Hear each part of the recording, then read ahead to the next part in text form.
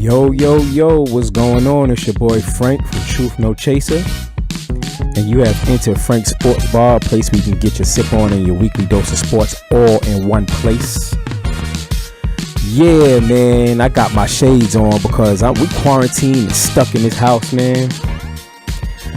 We all quarantined and stuck in the house, man. I gotta feel like I'm somewhere, man. I gotta feel like I'm really at a sports bar for real. You know what I'm saying? Nah, who am I fooling?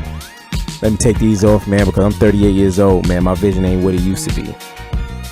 So, I can't see nothing with them shades on. I ain't gonna lie to you.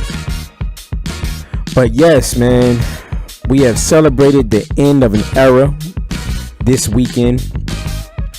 So, you know, post Michael Jordan era, you know, 2000, 2010, you know, that decade could arguably be looked at as the best decade of basketball ever. I'm gonna be honest with you, because the 2000s is when all those like late 90s cats started coming in, and they really started to blossom and develop around that time into the superstars that they ultimately became, whether they won a chip or not. And three of my favorite players, I was never one of those cats that had like a favorite team, and I rooted for people, you know what I'm saying, in particular Kobe Bryant, but three of my favorite players, man, got inducted into the Hall of Fame over the weekend. Sir Kevin Garnett, Sir Tim Duncan, and the late great Kobe Bryant. Still can't believe we gotta say that when we say that man's name, man. You know, it's almost like a surreal feeling getting inducted into the Hall of Fame, man. Because no matter how unrealistic your thought process is, and you expecting a comeback and stuff like that, nah, it's over. Once the jersey is hung up and retired, man, and the Hall of Fame, you induct into the Hall of Fame, man, that's a wrap. They're not coming back, man. It's that sad reality. But, you know, I never knew if there's three players that I can say most deserving of being inducted to the Hall of Fame first ballot, man, them three dudes, man, they always balled out on the floor, really bought it. Every last one of them. But speaking of my man Tim Duncan, man, my man Shaq, this boy really Shaq'd in the fool, man. He should have a Shaq in the fool for himself, man, because that quarantine air probably getting to his head a little bit, man. You know what I'm saying? Like, I'm sitting here, I'm reading the quote. I'm gonna quote it for you. This is Shaq said on Storytime with Shaq, and I'll read a direct quote from the big Aristotle himself, and it goes, "Imagine Tim on a regular team. Would he beat Tim? Imagine if you put Chris Webber on that Spurs team. Tell me what you got." Well, to answer your question first, Shaq, I'll tell you what you got. You got 5 less championships. That's for damn sure. But first, let's even dissect the quote. Imagine Tim on a regular team. When were the Spurs not a regular team? Tim came in, he inherited Avery Johnson, not no diss, at a point guard. You had aging David Robinson, Sean Elliott. I mean, to be honest with you, you put Chris Webber on that team as if like that's a diss to other teams that Chris Webber's been on. Chris Webber he's had his ample opportunity to be on great teams. Like, let's not forget when he came in the league with the Warriors, he had Tim Hardaway at point, you had Sprewell, Joe Smith, Chris Mullin.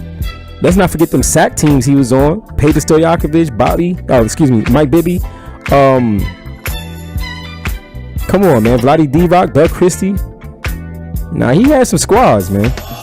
He had some squads, so that's like, you know, let's not act like he didn't have ample opportunity to show out and have as much success as Tim Duncan. He did win the winner. I mean, Shaq, of all people, should know that it takes dominant players to win championships, man. Even if it's for that particular series. But you can't put dominance and Chris Webber in the same sentence. You know, at the end of the day, you can't put them in the same category. That's just it. You know, comparing Chris Webber to Tim Duncan is like a Toyota to a Lexus. We at the same dealership, but I'm on the showcase floor for a reason. You feel me? So yeah, man, I almost put, you know, Shaq, I mean, almost made his ass to call a cab for a second. You know what I mean? When I read that. But anyway, speaking of call a cab, right? For those of you that are familiar with my segment, Frank Sports Bar, you've heard of Call a Cab and my babyless pick of the week. And for those of you that are not familiar with it, just really quickly, a brief rundown. And Call a Cab is basically that person that's at the bar that's had way too much to drink, doing the absolute most, need to get their ass up out of there. You call them a cab. The babyless pick of the week is the exact opposite. You know, the person at the bar that's just chugging away and drinking everybody under the table kind of needs to be looked at as a hero. Yeah, that's that babyless pick of the week. And the reason why I mentioned both of them together today is because it's a UFC edition. We had Call a Cab is dedicated to none other than UFC fighter Jon Bones Jones. Now, Jon Bones Jones has been a part of my Call a Cab before, but not on the receiving end, not like making jokes at him or anything like that. But he couldn't dodge this one. He brought it all on himself. Now, Jon Bones Jones has been known for a lot of things, mostly known for kicking ass inside the octagon, but he's also been known for, unfortunately, making an ass of himself outside of the octagon. And he's always found himself in this trouble. You know, one of the more serious offenses is he came up positive for cocaine before his bout with Cormier, which landed him a suspension in UFC and also an 18-month probation. But Jon Bones Jones had turned himself in to Albuquerque police because there was a warrant out for his arrest for failure to respond to multiple traffic violations. 5 of them to be exact, one of them which includes drag racing. Let me pause the music for a second. Really, nigga? I mean, drag racing, bro? Like, how old are you, man? You out here playing Dominic Toretto and shit. You know, bro. Come on, man.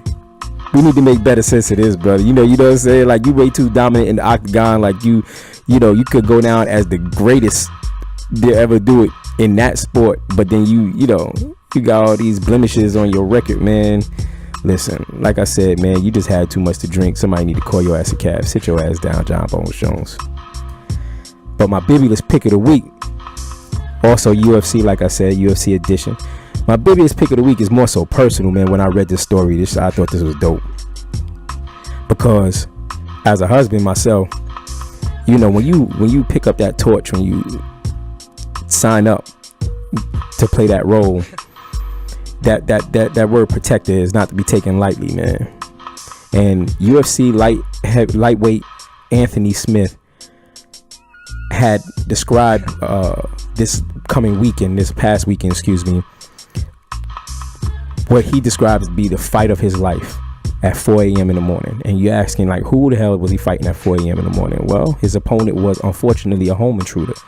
And my guess is that the home intruder was hocked up and high on something, because he's an average Joe and he's 30 pounds less than Smith. And Smith said he was giving him everything that he had. And, you know, he's a professional mixed martial artist, you know.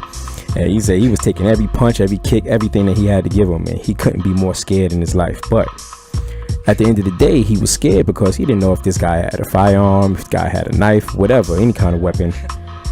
And he's my biggest pick of the week because at the end of the day, man, when you got to pick up that torch as a protector, like I said, nah, that scared business got to go out of the window. And my man Smith did what he had to do to protect his fam. And he is able to subdue the intruder until the police came. And let me tell you, kudos to you, my brother, because that's why you my biggest pick of the week, because that's exactly what you're supposed to do. You're supposed to protect that fam by any means necessary and use your skills while you have it. So that'll do it for this quarantine edition of Frank Sports Bar. Please, I want everybody to follow AC Speaks 42. I want everybody to follow Truth No Chaser on Instagram. And I want everybody to go to thetruthnochaser.com and subscribe. Everybody go to the YouTube Truth No Chaser and subscribe. And I want you guys to stay in tune. Get your fresh gear. Stay up with the latest that's going on with us. And let's just enjoy each other's company while we all quarantined and stuck in this house. But that'll do it for Frank Sports Bar. The bar's closing. And I will see you next week. Peace.